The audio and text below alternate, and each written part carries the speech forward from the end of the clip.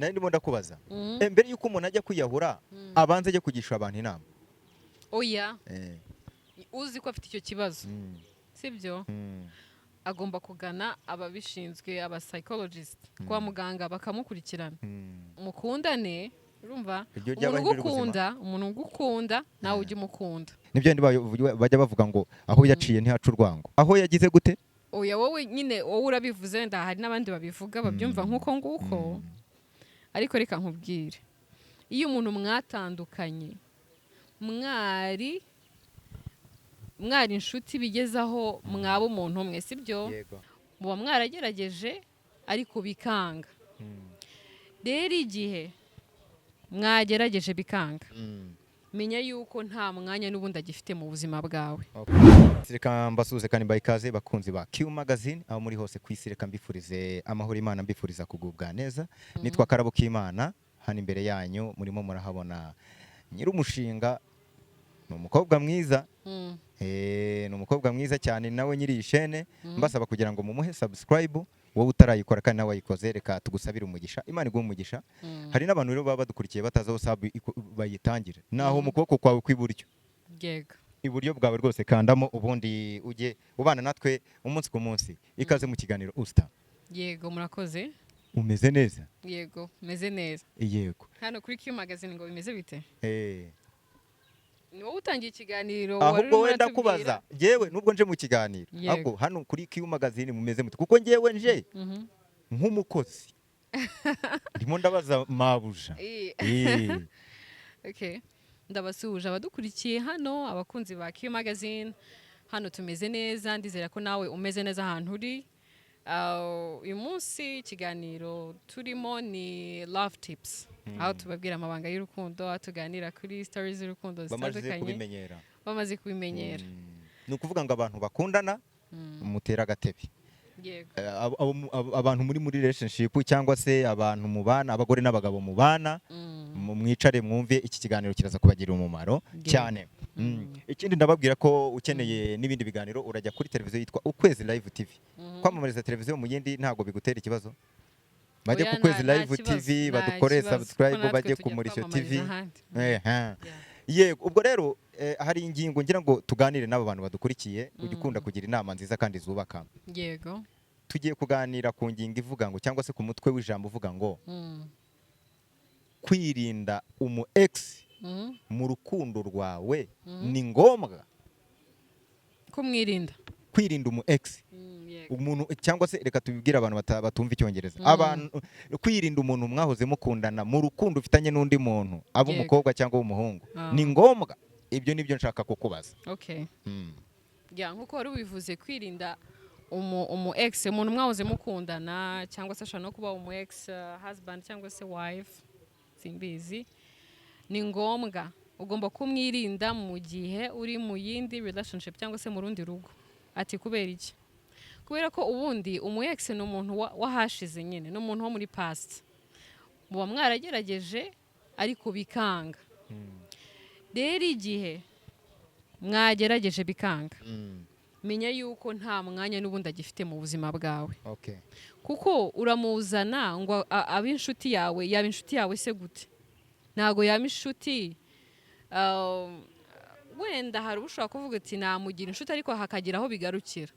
Ariko uko byagenda kose jye nakugira inama yuko yaba ku ruhande wowe ukamenya ibyawe urimo kugira ngo utaza kubivanga. Hari nk'abantu bajya mu rukundo bakazageraho bagatandukana ariko bagatandukana wenda bapfuye utuntu tw'amafuti nimba ariko navuga. Nyuma yaho umwe muri bo yarashatse akazajya ajya kugisha inama wa undi bawuze bakundana. Niba wenda umugabo we yamututse cyangwa se umugore we yamututse ubwo ndimo ndagenda nkora ku mpande zombi akajya kubibwira umu ex. Umu ex hari inama burya nzima yagira uwo muntu. Umu ex gembara ko nta nama nzima yakugira. Kubera ko igihe watangiye kujya gukonsultinga ex wawe urumva haba hari umwanya wo uri kwima umuntu muri kumwe ahubwo ushaka gusubiza ex wawe. Ubundi niko umuntu agira. Nje niko mbibona kandi nako bimeze. uba uri umuntu muri kumwe uri kumutesha agaciro ahubwo uri kugaha ex wawe. Noneho ikibi rero muri ibyo byose ni uko ex wawe abibona nk'inzira, urumva, abibona nk'inzira yakujagarazamo, we akamwimisha amahirwe. Yego. Muri make uwo mu ex aba yifuza ko urwo rugo rwasenyuka, yego, cyangwa se urwo rukundo rwasenyuka, yasenyuka. Kubera ko burya reka nkwereke, iyo wakundanyeho n'umuntu, urumva, haba hari ibintu byinshi muziranyeho, hanyuma we kumugarura mu buzima bwawe bikagucanga, byaba ari mu buryo buri emotional cyangwa se sinavuga gutera emotional, reka wenda tugendere ku marangamutima, sibyo? Izo emotion zawe uba usa nkaho ugiye kubivanga. Kuba umuntu agiye gutangira kuguha comfort, kukugira inama, uzatangira kubyitiranya n'uko yagukundaga bikimeze, ubibone nko mu buryo bwo kuguha care. Kandi ashobora noneho impamvu ari ikibazo ni uko umu ex wawe aba azi weakness zawe, afite kuba yazigenderaho, azi intege nke zawe aho ziri. Yego, aho intege zawe ziri afite kuba yabigenderaho adafite purpose, kuko umu ex ni gute yagira undi purpose nziza kuba close kuri wowe. Kenshi haba harimo yuko ntabwo imipango ye aba ari myiza kuri wowe n'uwo muntu muba muri kumwe, noneho bikamworohera kubatandukanya. Yego. Iki kiganiro gikurikiwe n'abantu benshi kandi ntekereza yuko abantu banezerewe cyane, ahubwo twakubaza ngo uyu mu ex mwaratandukanye, bikagaragara yuko agukunda, noneho aguha attention irenze iyo yajyaga guha mukiri mu rukundo nyine, uyu muntu ntago yakugira inama ngo yumve ubona agukunda yarakugarukiye? Yarakwigarukiye se gute? Nyine wenda adashaka ko mubana, cyangwa se wenda yaranashatse ariko akakomeza akakuba hafi, akavuga ati nibyo bajya bavuga ngo aho yaciye ntihaca urwango. Nyine wowe niho wivuze, sibyo? Aho yagize gute? Oya, wowe nyine wowe urabivuze, wenda hari n'abandi babivuga babyumva nk'uko nguko, ariko reka nkubwire, iyo umuntu mwatandukanye mwari inshuti bigezaho mwaba umuntu umwe, sibyo? Yego. Mwashakana cyangwa se mukaba wenda mwari munabanye, mwari umugore n'umugabo, mbwira uburyo ki uwo muntu azagaruka noneho akaba inshuti. Oya, hari ahantu tutari bwemeranye Usta. Ni ukuvuga ngo ushobora kugira umu ex ubizi ko yari afite ibitekerezo bikaze, dukunda kwita IQ, nyine afite igipimo cy'ubwenge kiri hejuru. Noneho uwo mubana ugasanga wenda ubwenge bwe arabufite ariko ntago bunganya na wa wundi. Icyo gihe ntago uwo mu ex wamwiyegereza mukagirana inama, yaba ari muri relationship n'ibiki byose. None ubwo nizihe nama waba ukeneyemo IQ se? Nizihe nama waba ukeneyemo IQ? Tuvuge wenda urataha ugasanga umugore yarakaye, cyangwa se wenda ukabona ntabwo ahora yishimye. Yego. Ntabwo wagenda ugasanga umu ex niba uzi ko afite ibitekerezo bizima ngo umubwire uti umudamu wanjye cyangwa se umugabo wanjye nsigaye mbona atanezerewe, ese nakora iki? Wowe ukagiye kugisha inama ex cyane ku bintu ngo ku kintu wakorera umugore wawe akishima akamwenyura akagira akamwenya, ntabwo nyine byaba biri appropriate. Aho uwo wakisha ni nko kujya gushakira, ntabwo bikwiye. Aha, bisobanuye n'abantu bari, ni nko kujya gushakira ikintu kitari. Kubera iki uba uhisemo umu ex wawe? Umu ex nyine kuko wari ubizi ko mugikundana yari afite ubwenge bwinshi. Ni nk'urugero nk'umukobwa twose dukundana, ubu se ntiyangisha inama kuko mfite ubwenge bwinshi, urabibona kameme. Ntabwo yabashe gushaka ubwenge, icyo cyo rwose ndakikubwiye. Ashobora kuba bangamiranye, mwakundanye aramutse agarutse yaje kukugisha inama, ntabwo yabaje kureba ubwenge bwawe, ibindi yabaje gushaka. Reka nk'urugero, nibyo rero utari kwemera. Hari umukobwa twose dukundana atuye mu burasirazuba, ejo bundi yagize gutya kumagurana n'umugabo we, arampamagara yewe saa 8 z'ijoro, andaza ntasinziriye, ati umugabo arankubise, aranyishe, apfuye imisatsi. none ngira inama ko namugiriye inama wamugiriye iyihe nama nyine tubwire. naramubwiye nifata amazi ujundike niyongera kuvuga ntuvuge kuko kuvuga kwawe nibyo bituma mwesurana. Umukobwa yaragera arabikora urugo rurahinda umva binoviya nawe nyine iyo nama wamugiriye se wowe urumva ari ideal ubwo uri kumva nyine waramugiriye inama nziza ubwo naramubwiye ntiwongere gusomborotsa umugabo numusomborotsa muratana mu mitwe kandi kuva nawe mubwira se ubwo sinamugira inama nziza kandi ni umu ex we aho uremeye uzi se ubwo buri ikintu yarashe kugira ngo yumve kuri wowe kugira ngo wowe umuhoze urumva nabyo ngibyo wamubwiye ngo byo ngo gukora n'ibiki sinzi niba yaranabikoze ariko yarakeneye comfort yarakeneye kumva ko hari umuntu noneho wamwumva wanakumva pain yiwe nicyo kintu yaraje kureba kuri wowe kagira imana n'amafaranga ahubwo mise nibuka ikintu kumpamagara saa 8 z'ijoro wenda azi ko mu buriri ntanditse 4 azi ko hari uwo mbana nawe ubwo bwo ntiyaraje kurusenya nabyo numva ko ari ikibazo nabyo ni ikibazo aho ndakugarukiye niyo ntari kuba mfite umugore mbaye ndi kumwe n'icyuki turimo kwimatatura nayo masaha muri icyo gicuku urumva nyine byose birashoboka ariko biganisha kuri bya bindi nahoze mvuga ngo nta kintu nta bwenge yabaje kureba kuri wowe nta kindi kintu kidasanzwe abaje kureba kuri uwo mu ex wiwe ahubwo abaje gushaka bya bindi ari kumisinga bya bindi imbere yahabwaga ariko atari kubona kuri uwo muntu bari kumwe ari gukumbura yego ni ukuvuga ngo tuvuge ngo nawe niba warigeze umu ex wowe bareba ubwo nawe aje kukugisha inama wamugira inama mbi ngiye mugira inama mbi uyu ntago namugira inama mbi kubera iki wumva ko abandi aba ex babagira inama mbi oya twahereye kuri ku ngingo ivuga ngo irinde umuntu uri close yawe irinde umu ex wawe ushaka kuba close kuba inshuti yawe yakadasohoka yego rero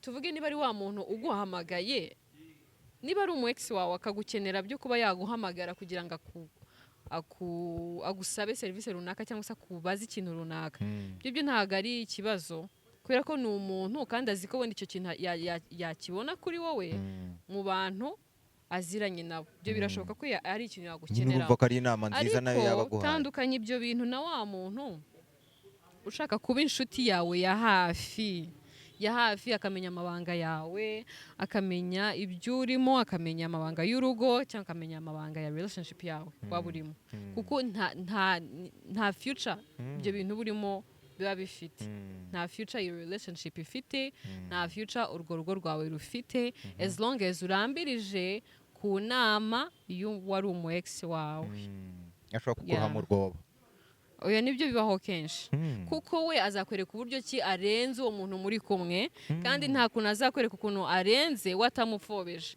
ibintu byose akora azakwereka yuko biba biri negative kuko ibintu byose abikora na intentions mbi yego akubwira ati niba ahubwo atanabishoboye ibingi ibintu ko hari ahandi hantu aba yagiye kubitanga ayiwe urugo akaba rukubise hasi nyine icyo gihe conflict iba yamaze deja kuza urumva muri make no kwanga aba ex bagirira ishyari abo bahoze bakundana oya niko bimeze igihe kuko urumva reka nkwereke nanone ex wawe igihe washatse kumugira besto ni umuntu ukomeye ni wa muntu umenya ibintu byinshi cyane kuri wowe amenya ngo wabyutse ute wiriwe ute uryamye ute uraye ute nako kurara kaba karimo uraye nyine kaza urumva umubwira ibintu byinshi kuri wowe so niwe rero umuha izo information urumva burya amakuru ni nayo umuntu akoresha agira ate agusenya nese reka nkubaze tuvuge wahoze ukundana n'umuntu yego mukundana mwese munywa inzoga muri abasinzi yego muri abanyabyaha reka mbivuge gutyo igihe kirageze wenda muratandukanye ariko umu ex umwe arakijijwe kandi uramenye neza ko yakijijwe neza yavuye mu bata bw'ibyaha uwo muntu ugize ikibazo ntiwamugisha inama ugize ikibazo mu rugo ari umurokore urancikira hariko wowe ugiye kwa ex wawe ute yarakijijwe wenda sigari diakoni cyangwa ari pasiteri ubuse nkamenyo reka nk'uburyo nka Pastor Julienne Kabanda niba afite umu ex we bakundanye kera ubu ntabwo yamugira inama uyava muri ibyo uri kwijijisha ukanjyana hehe na hehe reka noneho tujye mu bintu ntabwo amugira inama mu sibyo? bijyanye n'urugo nibyo nkubaza. reka dusubire inyuma tuvuge ngo wa muntu muba mwarakundanye ubundi muba mwaratandukanijwe wisubire inyuma n'iki jye urumva yego banze nyine wumve ngo uherere aho biba byaratangiriye sibyo niba muntu rero mwarahoze mukundana mukagera igihe mugatandukana nuko hari ikintu kiba cyabaye kugira ngo mutandukane. Noneho rero ni igiki kibaye kugira ngo wa noneho yongere ashake kuba hafi yawe, kuki ashaka kuba hafi yawe kandi hari ibitaragenze neza buri umwe wese akagenda.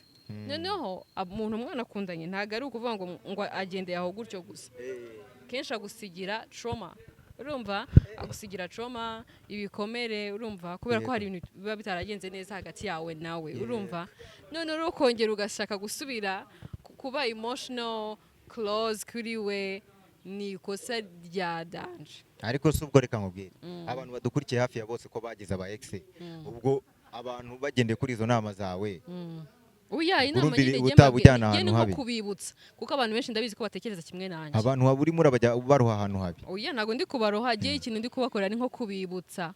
Ndetse reka nkubaza. Ubu hari umuhungu dukurikiye ufite aba ex nk'ijana.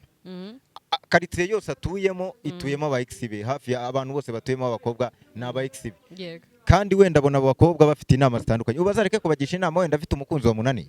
Oya wigaruka no ku nama, inama ariko tunayihorera. Kubera iki inama? Inama igomba kubaho kubera ko utagishije abantu inama ushobora no gusara ngo umutwe umwe wigira inama yo gusara. Nyine ikintu giye kiri kunyobera kubera iki mu bantu bose bakwegereye uhitamo kujya kuri wa wundi w'umu ex wawe ngo niwe ugiye kugisha inama. Nyine se ntabwo uri kumva ko hari ikintu kitagenda neza? Okay, ntacyo. Reka tubyemere kubera ko hano ni iwawe ushobora no kuvuga uti musohokera ahangaha mutahi wanyu. Umwana ngo kera bigeze kumukubita ngo papa aramubwira ati icara, ngo umwana ageze aricara amubwira ati ariko papa nubwo nicaye mu mutima ndahagaze. Mu mutima we yarahagaze. Urumva umwana ukuntu yasuzuguraga. Ubwo rero nanjye nasoza nkubwira ngo izo nama zawe ni nziza. Icyambere cyo amaruzi yaranateye ushaka kumugisha inama bigasoza nagushyiremo kasi umuyapanya. Irinde kugisha inama ex wawe kuko nta nahandi hantu mugihuriye, ahubwo kupiyo connection ugirana na ex ashobora kuguteza ibindi bibazo. Niba umuntu mwarashwanye inshuro ya mbere uzi n'ukuntu mwashwanye bikagera kure, uyu munsi noneho ni mushwana bizagera he? Noneho reba aho wari ugeze mu myumvire yawe mu mitekerereze mwashwanye, ubu noneho byakwikwa kabiri ushobora gushita ugiye kwa makuza cyangwa n'ahandi. Babarira. Uwa muntu dusoza hari umuntu wiyahuye kwa makuza wamubonye? Abantu nyine bariyahura. Umuntu wiyahuye naramumenye. Ubwo umuntu yiyahuye kuri wowe umufata uterero. Ubundi kwiyahura byo ntago ari ikintu gipfa kuza mu muntu gutyo. Aba ari ikibazo yarasanzwe abana nacyo cyo kwiyahura mu bwenge bwe, mu mitekerereze yiwe. Noneho kikageraho noneho kikamurusha rero ingufu yo kwihanganira ibyo binarimo bikarangira nyine yiyahura. Noneho urebe ukuntu abantu biyahura benshi baba mu mutwe byavanze. Aragenda akazamuka kuri floor ya mbere akabona aho ngaho nahasimbuka arameneka inkono y'amazirantoki, ahandi akomeza kukuza bari muzima. Uko ndeba noneho rero akazamuka akajya kuri etage ya kabiri akabona naho naza kumanuka arakubita hasi umugongo umeneke ariko umutwe usigara ukiriho, akazamuka bakajya nko hejuru akamanukira rimwe paf, ukumva umuntu yihuye yarapfuye. Urabwira iki umuntu ugukurikiye wari ufite gahunda yo kwiyahura? Dusoza. Nta muntu ufite gahunda yo kwiyahura mu izina rya Yesu. Mu bantu bakurikiye Love Tips ndabizi yuko ntabarimo, ariko umuntu wagera icyo kibazo urumva abagomba kugana aba psychologist, abantu bakurikira abantu yamara kwiyahura akajya kuganira n'umuntu. Uya mbere yuko nari ndimo ndakubaza mbere yuko umuntu ajya kwiyahura abanze ajye kugisha abantu inama. Oya uzi ko afite icyo kibazo sibyo, agomba kugana ababishinzwe aba psychologist kwa muganga bakamukurikirana. Ariko washaka kutabigira, washaka kutabashaka, ariko nk'umuntu ubana, umuntu uri close, umuntu wegereye umuntu ufite icyo kibazo abona yuko ashaka kwiyahura, abona n'agahinda gakabije, yamufasha nyine akamujyana ku bantu bamufasha. noneho ndashaka kugira inama umuntu wiyahuye. Umuntu wiyahuye urashaka kumugira inama? Mugira inama umuntu udukurikiye wiyahuye. Wiyahuye se yaba akiri mu mwuka w'abazima? Reka ahubwo dushimire. twagira inama umuntu wigeze gushaka kwiyahura. Umuntu wigeze gushaka kwiyahura wenda yakugishije ntiyiyahura. inama. Umuntu oya ubwo namubwira ngo komera kandi ubuzima ni bwiza, bishaka kwiyambura ubuzima ukomeze kandi ukurikiranwe n'abaganga kubera ko nta mpamvu zo kwiyambura ubuzima. Ariko kariya kazi ukora tuzakamamaza ryari? Akazi nkora kahe? Sinzi Kahe kandi? iki nta yindi business sinzi ufite?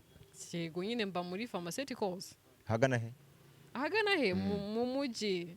Bazampamagare, contact yanjye iba kuri jya wamamarizamo hano ku kuko rubuga. ikiganiro kiba gikurikiwe n'abantu benshi. Yego Dusoza ijambo rimwe ryahindura ubuzima wabwira aba bantu niriye. Ijambo nababwira ngo mukundane, urumva? Iryo ryabahindura Umuntu ugukunda nawe ujye umukunda. Wa love. Yeah. Turagushimiye. Yego murakoze. Imana ikurinde. Yego merci. Gendana n'Imana. Yego merci nawe. Sawa.